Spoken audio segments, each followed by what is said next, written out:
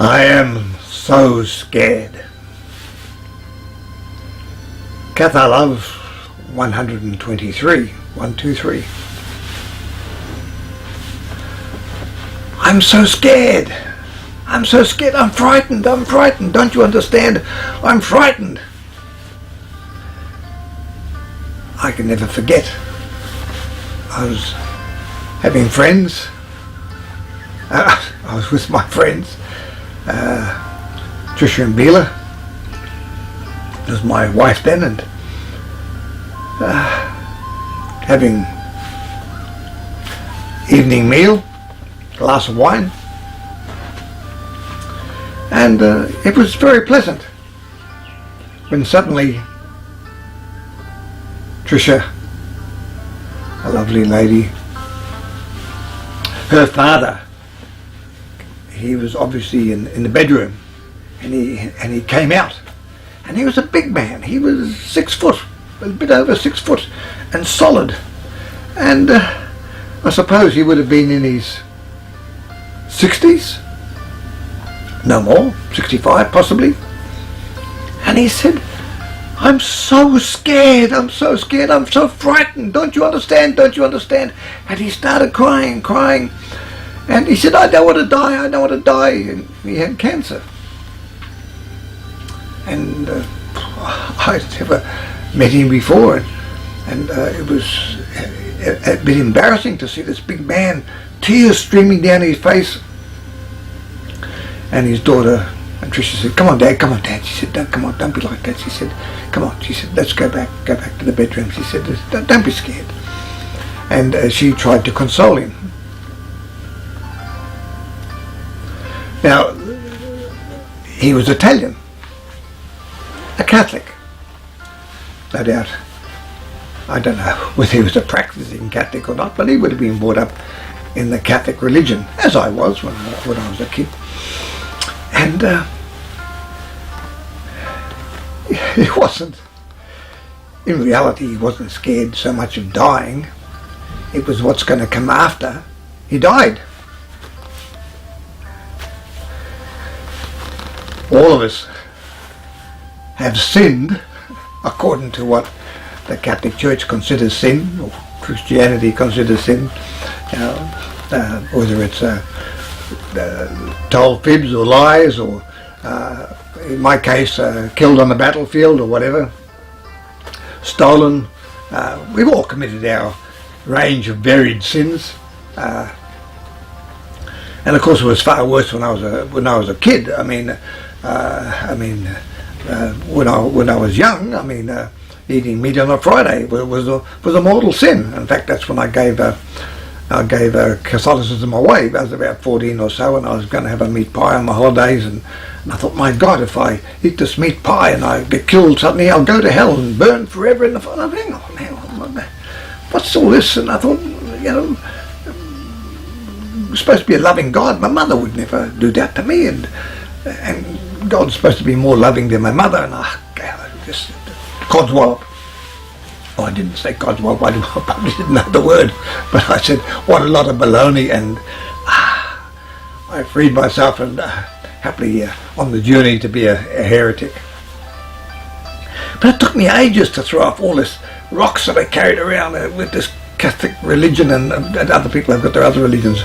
I saw the other night, I was on TV, and this woman, she was Islamic, and she said, I don't want to go to hell, I don't want to go to hell. She was, whatever she was that she was talking about, she did that because she didn't want to go to hell. She didn't want to commit a sin. But getting back to when I was a kid, then, as a Catholic, I couldn't go to an Anglican or a Methodist wedding. I could go probably to the reception later, but I couldn't go. That was a mortal sin. You'd go to hell. Anything that was to do with another religion, no, that was verboten. No, you couldn't do that. That's taboo. You can't do that. That's a sin. That's a mortal sin. My God. So anyway, that's all gone, thankfully. But even St. Francis of Assisi, who's supposed to be one of the more loving Christians in throughout the history of Christianity, and but even he was in China, and as he was leaving China, he was on the boat, and it was recorded that he just cried and cried and cried because he met so many beautiful people in China, and he thought of all those millions of men, women and children that, because they weren't Catholic, were all going to be burnt in the fires of hell, even though they were innocent. And so things have changed, and even the latest, even Pope Francis, he said that even atheists can go to heaven if they're good people and they can do good work. So slowly dragging themselves out of all this. But the plain fact is, it's the fear. Hospitals everywhere. No one wants to die. It's not that they want to die. They're going to die. They know they're going to die. They're just worried what's going to happen when they die. It's terrible.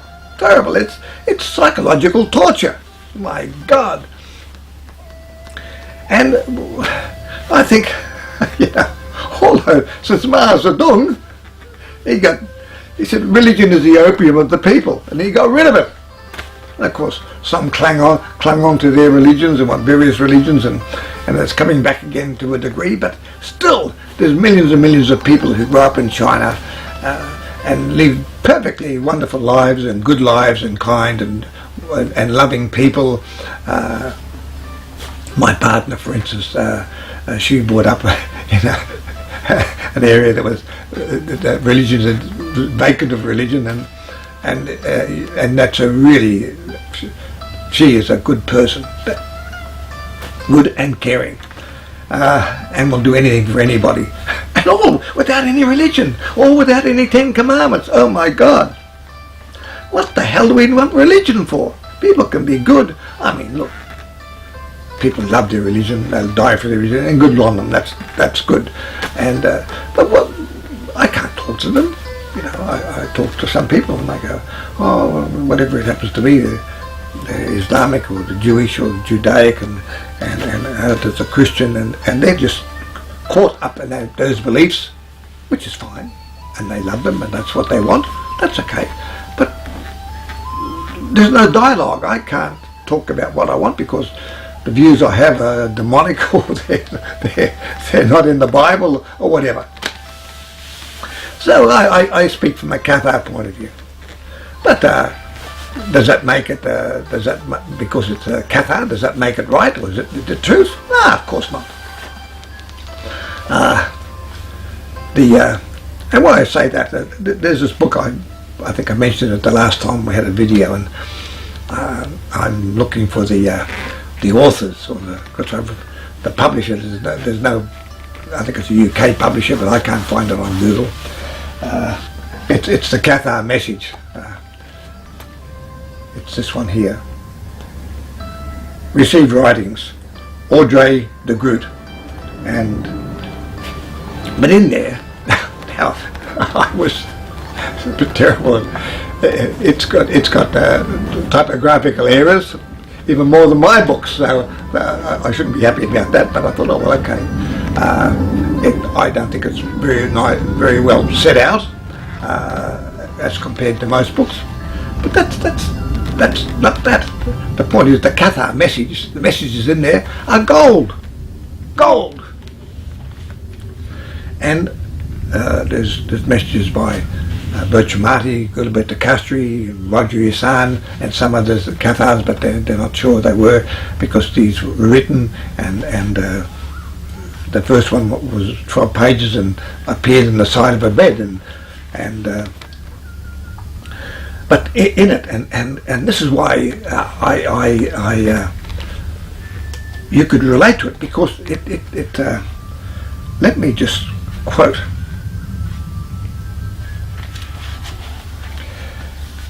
Lynn asked a question of Bishop Gilberto Castri. Now he was the top, he was the head bishop.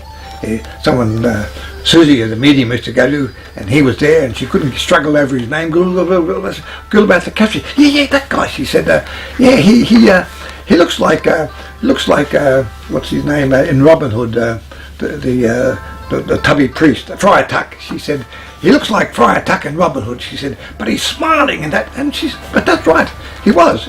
He was a little bit tubby and he's always smiling and she saw it, but she sees him. So I miss Susie and she's retired. But anyway, she says, I'm interested in the question of sin and the influences let loose in our world are sin and evil.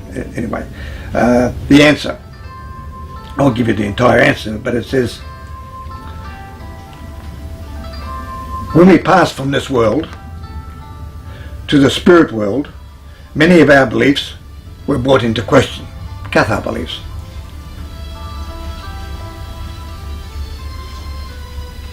Because from the spirit one can see the bigger picture, and so we have evolved and have modified some of our ideas we had in past times.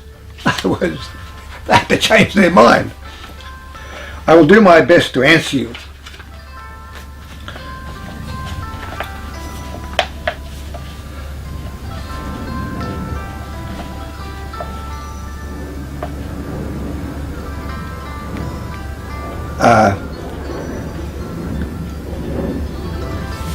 He just talks about they've had to modify their point of view. Also said, we understand that sin does not exist in the higher realms of spirit, in the spirit world, because temptation does not exist there.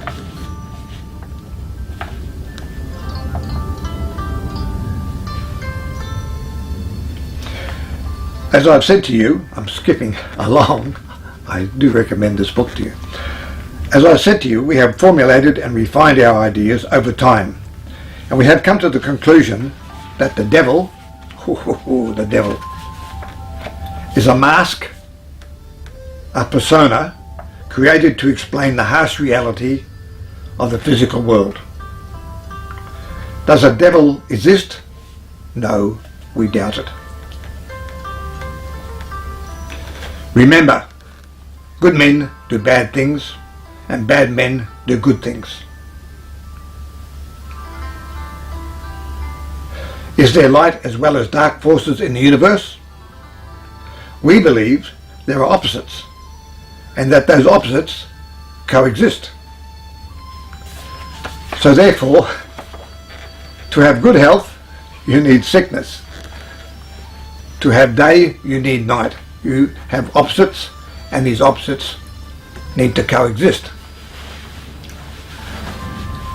There's lots of down-to-earth Cathar philosophy, but the big thing is, and there are things like that, were the Cathars right about everything? No, they've had to change their mind. But that I don't get upset with that. That's great. As Henri said, if I have a belief, it's don't be trapped by beliefs. Whatever your beliefs are, is for you, that's the truth for now. But don't be trapped by beliefs, because through life experience, and certainly in my case, and through meeting spirit mediums and my own personal experiences with my guide, I've had to just continually change my mind, and but for the better. But each time that it happened, it's not adding a rock for me to carry around, it's taking a rock away, and I feel lighter and better and freer for it. I mean, if there's such a thing as spiritual and mystic freedom, then Catharism is the only way that I know that can give you that. And it's all based on goodness. It's all based on unconditional love for everybody and everything, everywhere. Which means whether you agree or disagree, whether you like or don't, you have to respect that particular person, their beliefs, and even what they do. And try and understand. Sometimes people do things, but if we look into it and we try and understand it, we'll often understand why they're doing that.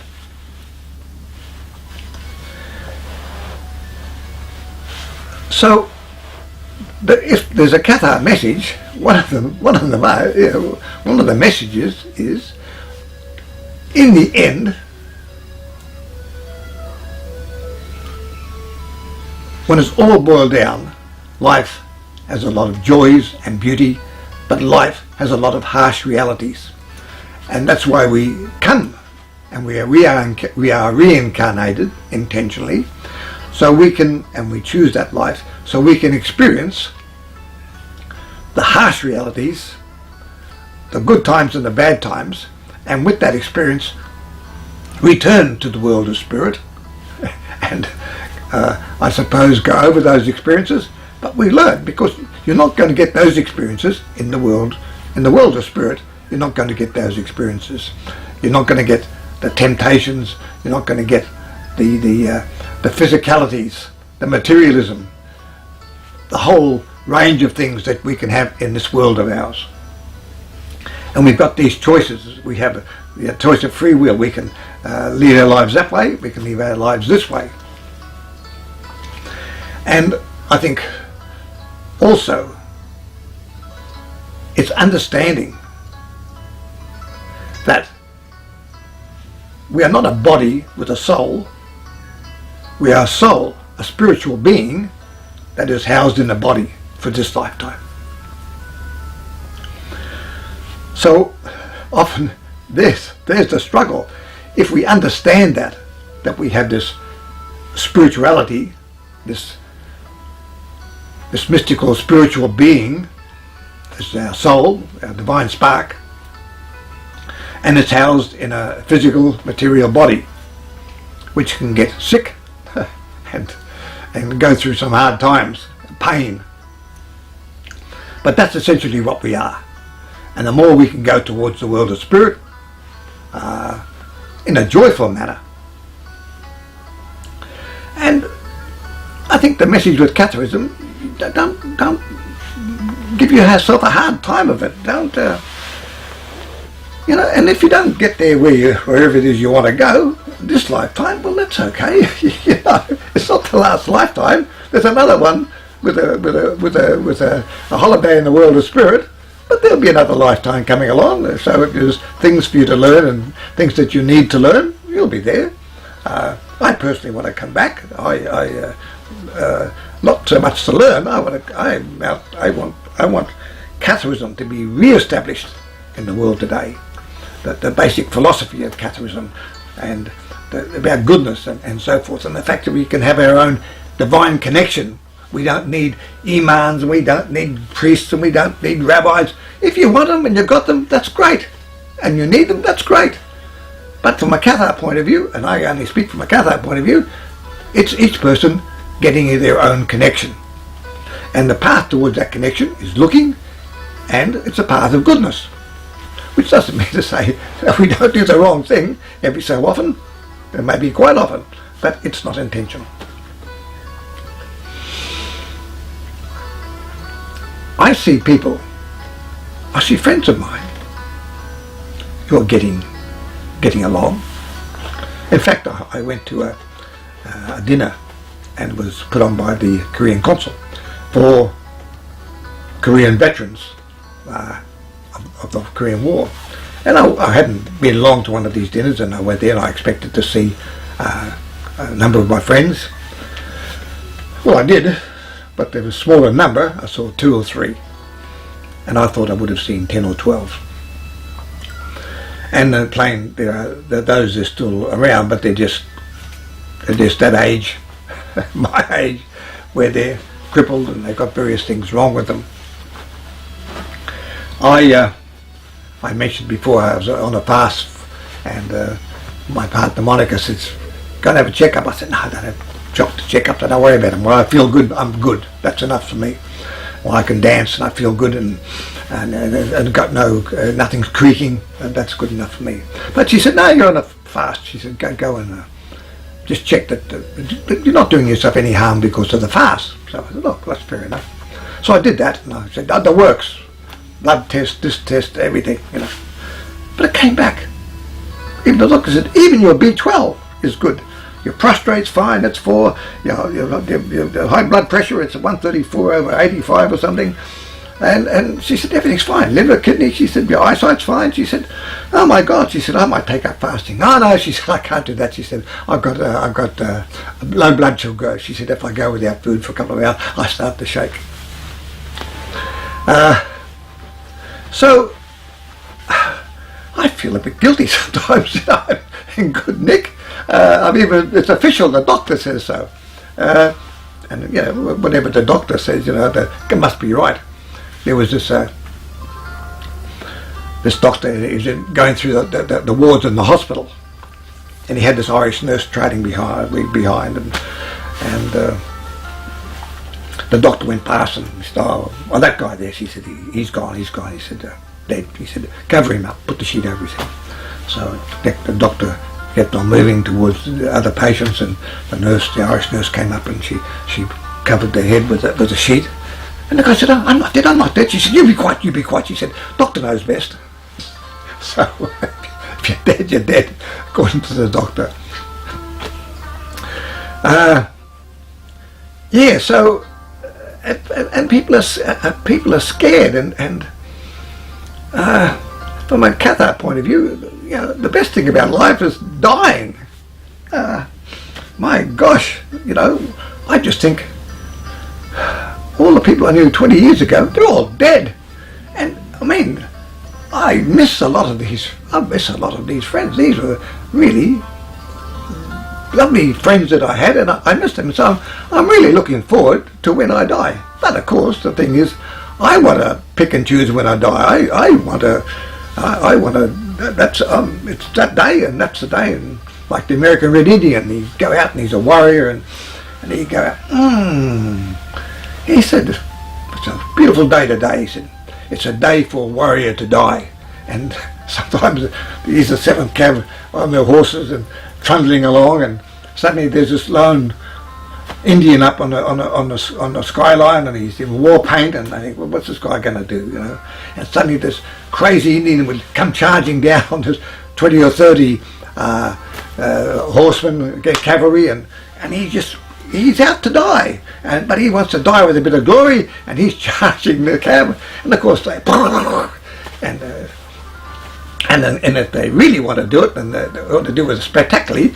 The Indian will sit the wrong way around on the horse and charge the enemy with a tomahawk and go back to front, which gives him even more prestige. But he picked when he wanted to die.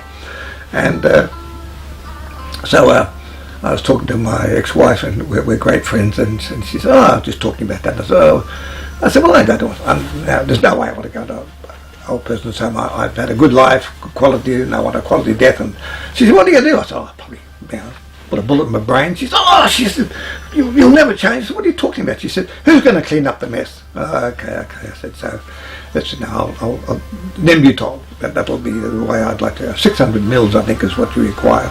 But the thing is, I'm not going to do it anytime soon. I'm feeling great. I want to try and establish and get Catharism moving, and the philosophy of Catharism, and do what I can to re-establish it in the world. But when I think, well, it'll be too late for dementia, because if you're going to get it, you're probably well into it by 60. So probably 20 years too late. But the thing is that if one got motor neuron disease, and at a certain point it's just going to get worse and worse and worse, or something like that. I don't think I'm the cancer type, but whatever it is, and that's a sentence. Look, at a certain point, life doesn't become as livable as it is. Okay, it's my choice to say, time to go. Now, Cathar's there's not a problem with Catharism. That's not a problem. There's not a problem with living, and there's not a problem with celebrating life, and there's, it's Catharism. It's a great way, and when it's time to go, well, it's time to go, and do it as pleasant as possible as well. And the other thing is that if a person, say, the building's on fire, and the person's got no choice and jumps, the soul, the divine spark, the soul when it has no longer use for that body, it simply departs the body. So there's a body falling to earth and crashing, and whatever happens to it, and it crashes down, but the soul is gone, and the soul's there looking down at this body, which was its former self, and that. So even in that situation where it's death is inevitable, at a certain point the soul is gone, and that's your consciousness, and there's a lifeless, or a lump of meat there that will soon be lifeless. So the soul again has no use for that body. It's gone, and it's off to the world of spirit. So in the Cathar dialogue, Henri says there, when you really think about it and you boil it down, there's really nothing to fear. There's nothing to be frightened of. Sure, we know, who doesn't know, the world it is full of harsh realities, but it's also it can be of a lot of joy. So we're going to experience that. I mean, the only guarantee we have is change. What's happening in life, it's going to change. And the ultimate change, the final one, of course, is death. But change we'll have slowly or fast, but change will happen and change will come. And often when we don't expect it. And sometimes that change is for wonderful things, and sometimes that change is for things that are not so nice. And we can experience suffering. We can break a leg. We can have a toothache, and these things do happen. And most of us have experienced a toothache at one time or another, or a kidney stone or something. We know what pain is like. But there's so much beauty in the world as well.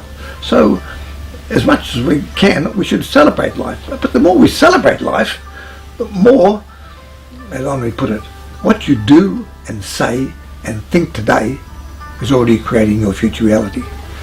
Now, I think I have a pretty good diet. About 30 years ago, I thought about it, and I thought, well, what they knew then was the healthiest people in the world were the hunter-gatherers. The hunter-gatherers normally, I mean, they're killed through accidents, and they're killed chasing a lion or a lion chasing them. But they were healthy, very strong and healthy. And they see that because they have these perfect teeth. And usually when an anthropologist, and they find the bones, and straight away they see suddenly these perfect teeth, they go, pretty much it's a hunter-gatherer. So diseases and things came when we became more sedentary and what have you. So I thought, yeah, I can go along with that. For millions of years we were hunter-gatherers, and we were probably, sometimes we were virtually a vegan because there was only nuts and fruit and to eat, and wild grasses. But every so often the tribe or whatever it is would make a kill. The Australian Aborigines have been doing that goes back 70,000 years. They founded the Australian Aborigines, and in that time they've all been hunter-gatherers. And I come from Sydney, and there's a suburb in Sydney called Manly, and the first Governor Phillip, who came across with the first fleet here, and he went across to Manly. In fact, he was speared by an Aborigine in Manly, but he said, don't do anything wrong with him. He's just trying to protect his turf, his own area. And but he said he'd never seen specimens like it. They were all around 6 feet, magnificent bodies, perfect health, and they lived close to the ocean. And they were so manly, he called the suburb Manly. And if you come to Sydney, it's a lot of people go to Manly, but that's where the name came from. They were perfect specimens. So today, a lot of people are looking for, some are vegetarian, some are vegan, some are meat eaters, some are like me. They tend to go to hunter-gatherers, which are primarily, I suppose, vegetarian. But when they had a chance to eat fish or meat, they did. And I saw this cartoon, and it was Jesus, and he was feeding the multitude with the loaves and fishes. And there he was with a loaf and the fish, and he's about to have a miracle and feed the masses, and someone said, "Have you checked that fish for mercury? Is there pollution in that fish?" Another one said, the bread is it gluten-free? And he said, I'm a diabetic, I'm a celiac. So he's there in a quandary. He said, oh my gosh, So even Jesus had a problem with vegans. Now, I'm probably most days a vegan. Why? Simple. I love my veggies. I love my fruit, and I find that's I do it because I enjoy it. But with my potatoes, when I cook up my potatoes, which are not particularly nourishing, but by the time I've chopped up my parsley and put that in, and some other things that I put in with my potatoes, and I put a nice big dob of butter, which obviously is from a cow. What do I do it? Because I like the flavour, and so therefore that knocked my vegan bit out of the water. But it's just that with some of these that we have to be careful and know what we're doing, because with some of the diets, and you can check this with the Harvard University and the studies they've done on Seventh-day Adventists, because Seventh-day Adventists are vegetarian, and some eat some meat, but others are not entirely vegetarian, but others are vegan, and they can actually study both groups. But they're great diets, but you just need to be careful that you do get your B12 and you do get your omega-3 and your oils in balance and so forth, because otherwise it can come back and bite you and hurt you. But from a Cathar point of view, whatever you're doing, you're being respectful. If you're going to buy an egg, do the right thing and buy free-range eggs. If you're going to eat chicken, eat free-range chicken. Respect the animal or whatever it is that you're going to eat.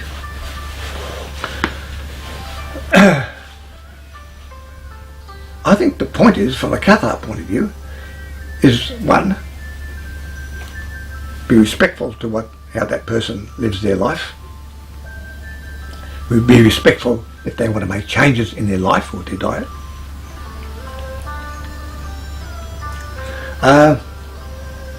And to have a sense of joy about it.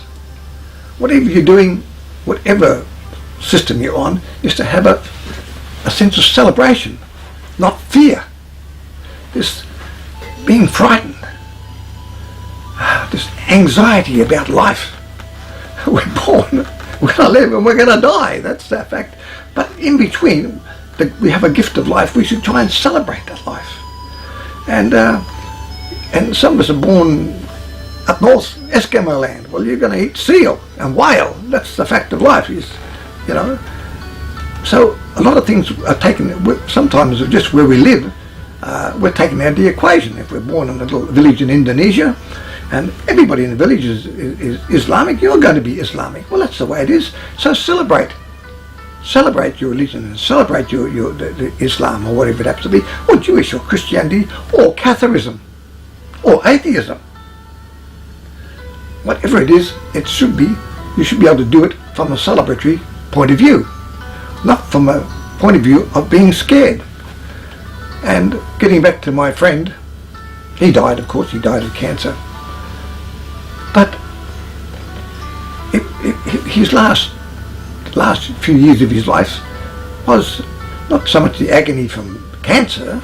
I don't know if he actually had any pain, but he had the agony of the fear of dying because he is worried about judgment. And even in this book, the Cathar Message, there is no judgment. In the world of spirit, maybe in a Catholic heaven there is, but in the Cathar world of spirit, in the world of spirit, there's no judgment. The only judgment there is that soul looking at itself and seeing how it lived its life and its evaluation of itself, and from that deciding on its next incarnation when it's time for that. When it's all boiled down, we don't have to be afraid. Sometimes it's hard not to be afraid, but we really need to look at it and analyse it and look at life for what it is, its ups and downs, its trials, its tragedies, its beauty, all these things, and look at it, and we need to move away from fear. Don't be afraid. Bye for now. Talk again soon.